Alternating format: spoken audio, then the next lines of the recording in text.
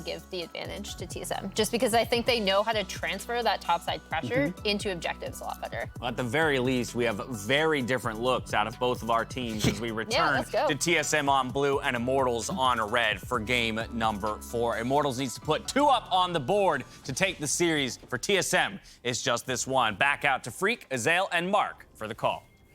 Thank you very much, Dash, and welcome back to the LCS Championship. Immortals struck back in Game 3, and I will say every game has looked better for Immortals than the previous. That is true, but this is also the biggest deviation from their game plan I think we've seen here. Whoa! Flash Anchor, they're going to get a root, they're going to get a bit more. Under the turret they go, Insanity's been ignited, and Insanity is down. First blood, I love that play from Swordart. Man, you gotta flash that as Insanity, though. He sees the flash come through, sees the hook come through, does not react to it. Who was that play made against? We saw this exact play. It was the fastest first blood in the LCS. Yeah, I know what you're talking about. CLG was in the game. I forget which side of it they were. I wonder if it would have been hilarious if it was against Immortals, too. If they did the same play twice. I'm not sure, but we saw that exact play. And now Victor starts with a tier. Oh, God. I love this out of TSM. This is so good. I love when you're like, hey, let's throw a curveball early on in the game. It's, you know, all plus sides for me. I mean, worst case, you trade flashes. Into this, you have a huge advantage for your Victor now. I mean, I think it's really smart. As you say, it's only a positive. If Insanity shows up there, if you've watched enough of their level 1s, they're going to do this kind of spread map situation. It's only Insanity. Worst case, you trade flash for flash. Natilus versus that Oriana. And in this case, it goes even better. It does cost them 2 flashes, but getting a tier on Powerofevil at level 1 is so nice. Victor is already such an annoying wave clear champ. Let's see, he comes out of fog. I mean, he had time to sidestepped. Yeah, he had time to sidestep. He had lots of time to react. Like, he saw them, he moved forward again, and then the flash hook comes through. So, you know, that to me is much more misplay than outplay. But I love the call from TSM to go for that level 1 anyway. And even if it is just that trade of flashes, it's very beneficial for them. Yeah, because then, hey, even if it's flash for flash, like, you're probably fine as the Nautilus, and then, hey, guess what? Now we can gank mid, and it's flash with Oriana. Like, it's a good play no matter what. I agree, Insanity clearly could have flashed it. You know, sucks to have that mistake, especially when he flashes afterwards. Like, that's pretty troll. Yeah. Because it didn't change much of anything. But we are onto the game, and we got to talk about what's going on here on the map, which is the Ornn as a late game counter pick to Reketon. You're not winning the lane, but you heavily outscale. Right. This is what we were starting to talk about before level 1, is the draft for Immortals being a total deviation from the really aggressive playmaking team comp all over the map. I think the draft for TSM got rid of a lot of their best options. Oh, Zerze is here, so he's actually covering this. So they do have the read, and Spica doesn't have red buff. So I actually do think that this is winnable for Immortals. He's going to find the stun. He's going to find a lot of damage. Isn't enough to get the kill, though. He's kiting around with the phase rush, but the last auto finds the kill, and Zerze cannot follow through for any more. Nice chase down by Powerofevil. The gravity field there making all the difference. The fact that he actually got stunned up by that, I'm not sure if he was trying to bait a little, knowing that Zerze was behind him. But when you get stunned there, there's no ability to actually sidestep the Lee Sen Q, and ends up being a big punish. Huni getting a nice trade on this top side as well. And Immortals are going all towards late game, all towards 5v5. It is a big departure. You know, Mark, you were talking in the pick ban. The Ahri was that ban to protect the Oriana. That considered kind of that counter matchup there. And they do have Insanity on the Oriana, but they've kind of lost a lot of their proactive tools now, right? They can't play through side. Oriana is not a champion that moves around the map well. They do have good engage. They do have good scaling, but TSM has so many more proactive tools this game, and I think it's going to be tough for Immortals to withstand the storm. I think the late pick Reketon really threw a wrench in Immortals' game plan, where they want to have this counter pick, and then because they focus so many bans in the mid lane, now this gets through, and now they have a pressure point to play through. And it's something they're very comfortable on for TSM. And I think it was just honestly really smart drafting from TSM. I actually think that Gwen is a really bad matchup into Ornn since the nerfs. You lose the attack speed nerfs. You can't bully as hard in those early levels. He doesn't really have a lot of champions that are actually great into Reketon. Gnar is the most standard. He doesn't play it. Jace is another good one. It was banned out. Gwen has been nerfed. Viego has been nerfed. He doesn't play GP. So you're looking through his champion pool, and the Reketon pick starts to really make a lot of sense as something that was going to be tough to punish. So I do think his options were limited, and I was expecting like Tahm Kench or Ornn or something like that, which it is the Ornn, but it means that you're giving up a lot of your ability to kind of have setup for Zerze, right? Like all he can do is kind of cover lanes. Yep. unless you think that you can say, well, we're going to draft comp strengths that are good against the enemy team strength. Because TSM aren't as aggressive of a team. They are the late game team, and it's like, well, your shot calling is good, but our mythics are stronger, and our top laner just has way the hell more team fight power. And so if that does line up, right, if the early lead plateaus because TSM aren't as aggressive, yeah, 1,000 gold deficit at 25 minutes with upgraded mythics, like, 2 thumbs up, Immortals are going to win that game probably. For sure. I mean, if this goes late enough, comp-wise, yes, the deck is stacked pretty hard in Immortals' favor, but they still need to actually execute that, and it's something that not what we've seen so far this series, minus the one huge snowball. Nice attempt there onto Lost. They'll get a root, but not much more. A couple of shots across as there's about 6 CS to farm. We're going to see that Raes is, in fact, down farm. Destiny had roamed around a little bit to help with some jungle invades, but it is a bot lane lead right now to Lost. It's pretty good recall, the double longsword plus boots off his initial. So there are more items in Raes' inventories. He did do a Doran start. And now as there's some top pressure, looking to maybe punish Huni pre-ult, but this seems unlikely. He's going to dive in. Knocked up, not 6. Now 6. Now has the ability to get the health. Flashes the ulti to stay alive. Good little force there, though. Zerze not able to connect with the W, so not able to dash in and follow it up, but at the very least, they do get the wave far enough forward. This is going to bounce, but Spica looking for a counterplay on this bottom side. Destiny has been softened up. They have Swordart here to try to set this up, and Powerovevil's coming as well.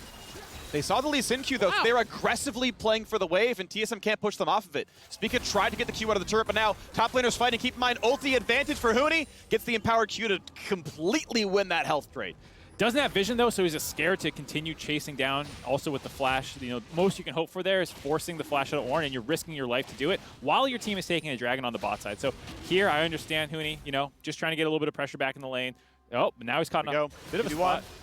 Not going to get any more follow-through. Needs the W to land to get the jump over. Ultimately not going to matter. Had a ward, so I guess he could have. But yeah, you don't want to follow level 6 Renekton with full Fury bar without your top laner. So out that goes. Round 2 to bot side. Yeah, it's a Gromp steal. You saw Xin Xhao. Cool. Track the camps. Know what's up. Great. Take the side of the map out. We'll see if Revenge can actually reset this wave fast enough. They are trading on the other side. It's a buff loss for Powerofevil. Normally you would talk about that as a bigger deal, but honestly with the level 1 tier start, it doesn't really matter. Mana, I think, is going to be much less of an issue for Victor. But, you know, with this specific champion, that is something that people often do talk about, being able to actually, you know, limit him on his early bases, to limit the mana, to try to punish this champion in the early stages. And all of that is going to be kind of circumvented by Powerofevil. Once he farms enough to get the E upgrade, his wave clear is going to be relentless, but I do think compositionally, Immortals have a fantastic 5v5, so much of it is going to be about the setup, and we'll see if that's going to be like a third dragon contest kind of thing, give over the early gold, give over the early objectives, and just try to 5v5 later. Both teams navigated that split map pretty well. You know, Immortals walking away with that blue buff steal and some pressure on the Huni. TSM grabbing the dragon. Now both teams are refocusing back onto Rift Herald now that they're out of that split map.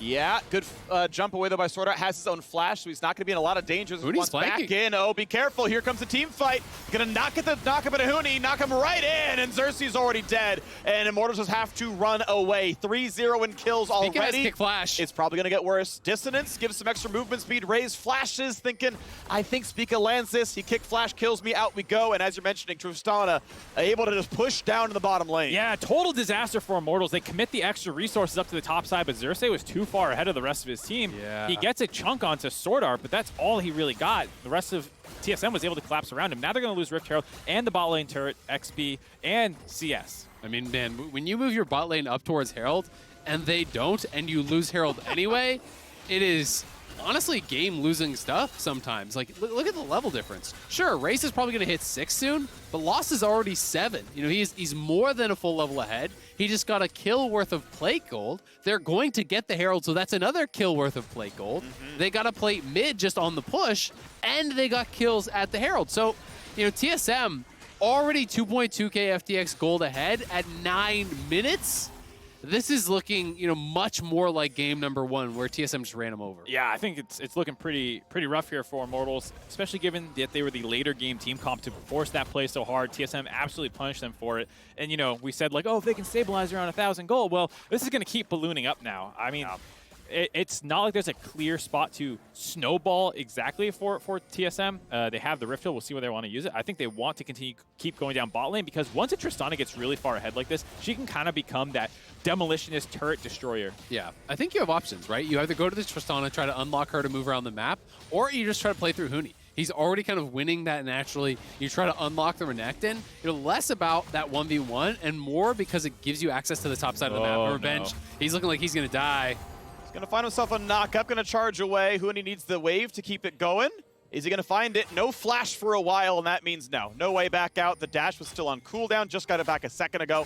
So Revenge is able to stay alive, but has to burn the ult just for the luxury of not instantly dying. Yeah, and Huni has his own ult. They are going to go to bot side, try to just drop Herald here. Already 2 plates down, so this tower is just going to die. Zerze does show up, but with explosive charge on, it's a dead turret. Powerofevil can head back towards mid lane. We'll see if Insanity can do anything about that. All right, well, we move on, and we see the gold lead keep growing. FTX gold advantage, 3.2000. First Drake in here as well. An absolute stomp in the early game. Oh, man, and it gets worse because now Revenge had to base with no TP because he knew there was the potential of a dive. He already used his ult. He was whittled low. Huni had ultimate available and already a significant gold lead. So multiple plates also going to drop here. I mean, this gold lead is already out of control. It's going to be closing in on 4,000. It's just ridiculous this early on. And they have such a strong composition for snowballing the game as well. I mean, people online joke about Coach Bjergsen and all this stuff in some of his drafts. I mean, if you were going to flame him for some of the other drafts I've seen people do online, you got to praise him for this one, because this is such domination with the forcing Immortals into such a passive game plan compared to what we'd seen so far. But I think it's just really smart how they are playing with the comp, right? Yeah. You know, to me, it's about more than the draft. It's about the aggressive level 1. It's about aggressive moves here. You know, when you are playing with an early proactive comp, you can't just sit back, farm out the lanes as they did in game number 1. You know, they dominated through passive play in game number 1, through, you know, just defending against these plays that Immortals were looking for. The shoe is on the other foot now. They're the ones that have to be aggressive when you're playing Lee Sen, Reketon, you know, Natilus, these sorts of champs, and they're executing very, very well. I like the swap up to the top side as well. Lost, like we said, the furthest member ahead in the game. You saw when we had that gold graph up there, they were the furthest ahead, so use them to take out these turrets. Victor ult in for some decent damage, but Insanity is able to run his way out. Spica cannot land the Q, no kick flash to follow, so not going to have anything on the mid laner anymore. Still impressed by TSM. They don't usually get their gold lead through kills. It is through really smart early to mid-game macro. It's almost always on these turrets, off of farm leads, off of outplaying individually, and they're doing it here again. Yeah, and I mean, I think that they're doing a really good job just taking stuff away. You know, there's the pressure mid lane. You know, you push back the Oriana, you invade, you take away camps. Huni's up here as well. Not going to find the knock, but a Swordart able to flash to safety as the Anchor Toss gets him down to the wall. Last knows he's going to be completely safe with Destiny's cooldowns down. So they just trade the farm, and Spica has the time to solo the second dragon of the game. In position for a sub-30-minute Ocean Soul. Yeah, nice attempt there, right, by Immortals. TSM moving down to get this dragon stacking going, and I think they saw that opportunity to make a play on the flip side of the map. They get the flash, but TSM's happy with that, you know? You force a flash on our support, we get dragon, and like you said, on pace for a very fast soul point. Yeah, 25. And I mean, Huni took away 2 camps in the enemy jungle. They have so much vision over in this quadrant. Like, it's only TSM wards there, right? So with those wards, you're going to feel very safe as the Reketon pushing forward. I think they will be happy to see that it's Infernal Soul as well.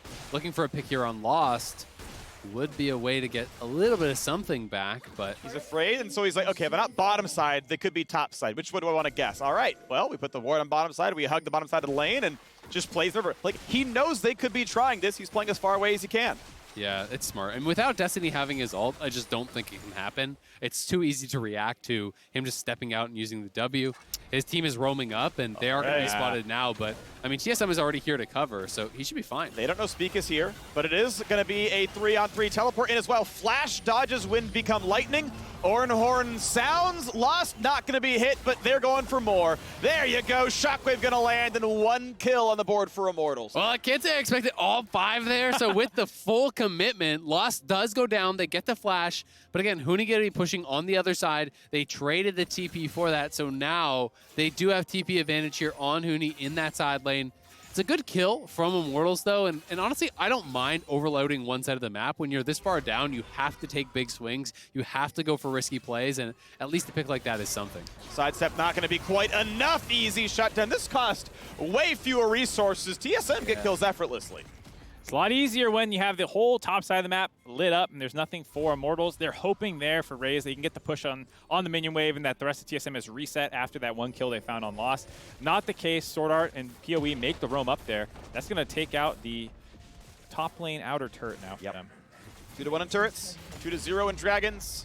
Gold lead now, 5,000 every time we check in. It's better and better for TSM. Looks like the chance of reverse sweep is quickly plummeting. TSM crushing game 4. Absolutely. Powerofevil, tier is fully stacked. He probably has Mythic Gold on this base as well. Yep. Yeah, Mythic Gold plus the large rod. And Lost is sieging here mid. This tower is going to be getting really low. Zerze trying to defend, and I mean, he had a great game on the Xin last time, but that was playing from such an advantage. When you're playing, you know, at parity or even down on gold, it's much more difficult to make the aggressive moves that you have to on the Xin Xhao. And, I mean, TSM's comp still has a ton of damage built into it. You know, if you try and go in from a little bit behind me, he is on just Gore Drinker right now. It's not the weakest spot to be in, but it's very easy for them to blow him up if he's in range and his ult isn't stopping PoE's burst damage and Huni on top of him. Gotta be really careful when he goes in. Yep. Defensive TP for Insanity. Sensed he was getting collapsed upon in top lane, able to burn a fairly long cooldown, but no deaths to be picked up. Second Herald going to be no problem for TSM. His spot is getting very little pressure from Immortals. Was at least the trade. I believe Huni TP'd on the flank, so does make it a trade. But I mean, mid lane tower is almost dead. They're going to take Herald. They're going to be pressuring this tier 2 already top. You can see that Huni is up on that. Lost can probably walk mid. I don't even know that they need the Herald to take the tier 1. Maybe they will commit it, but TSM is just pressing on all sides. They're farming away jungle camps, and that is why the gold lead is not stagnating. Is it expanding constantly because they are moving forward, pressing and pressing onto Immortals, which is meaning Immortals are losing vision and they're losing ways back into this game.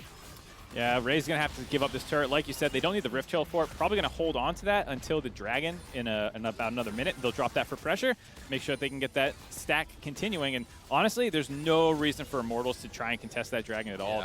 They're so far behind. I mean, you're going to have to go eventually, but right now you're hoping for your Mythics to get online. You're hoping Ornn to get 13 and start building up those upgrades. The problem is it's not like those previous games where it was like a 12 or 14-minute Dragon taken in some of those cases where you could look towards a late soul, farm it up, wait for that.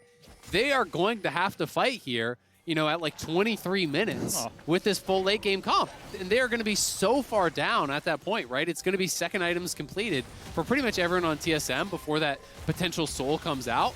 And Immortals will have to fight with one item in pieces, which is going to be so tough for them. I would be shocked if they actually fight this. I think they're probing because there's not too much else to do while they just collect minion waves, but I don't think... Oh, maybe they can find Lost. Lost should still be flashless, but has a heal. We're going to have some CC coming across now from the top lane. Can't find the second half, though. Revenge has to get out, and they're going to find a shotgun to Spica to buy more time. Huni is in, and Huni is angry. Raes will not die. Has himself a shield bow. Decent damage on the Reketon, but you can see TSM really not going to be stopped in these fights. A flash comes out to do not much of anything from Swordart. Thought he could maybe get a chase down. Not going to happen, though. You can see the teams scrap back and forth, but neither team dies. TSM retains map control, and TSM will get their third Dragon. Wrong buffering of spells there from Swordart. It looks like Q flash instead of flash Q. Does not connect, but at the very least, they win the scrap. There's no kills. They get the Dragon, as you said. They're at soul point. 6.4k FTX gold advantage this early on is insane. And the items are going to continue coming through. Sterix done there for Huni already. Spica likely to have his Sterix as well. Powerofevil is for sure going to have his Seraphs completed. PD, all the pieces are there. So it just gets more and more difficult here for Immortals, and it's going to take pretty much an insane engage from Destiny plus Insanity, and that's almost the only way I can see you winning a 5v5 at this point, is with that perfect engage, the Shockwave to follow it up, Infernal, things like that. It's got to be dream scenario. Yeah, because the other thing you're hoping for Immortals potentially is, hey, TSM engages onto us and they flub it and we can use our counter engage, which is quite decent with Aphelios and Oriana. But, if you're at Dragon Soul, TSM's not going to come to you. You have to be the ones actually initiating. That attempt was not that bad. given that they're 6,000 gold down, they've maybe found some opportunities there. But Swordart had a good ult to knock up the Rakan mid-dash in and stop them from getting onto PoE. And then they're super far ahead. Huni on the flank actually drew the exhaust out, and they were able to kite him out. But still, you saw how hard Immortals has to work to even try to find a kill with how much of a lead TSM has built. I think the one thing you can maybe latch onto, if I'm on Immortals right now, I'm saying we force Powerovevil's flash, we have flash and ulti going to be available for us Dragon on Destiny, and you just go for the hard engage on Powerofevil, you try to instantly kill him, that's probably your shot. But tier 2 going to go down. They've lost full control of this top side. They lose that tower as well. And bad is just going to worse as Immortals are unable to really contest anything that TSM are doing right now. 7,000. It's getting larger. Still going up and up and up. Not a single turret has died. Not a single dragon's been taken. Not a herald for Immortals. They got a single kill as the 3 of them combined to knock down Tristana once. I guess the 5 of them technically. Just Raes didn't ever touch the guy. Teamwork and friendship. Yeah, and it earned them 450 gold.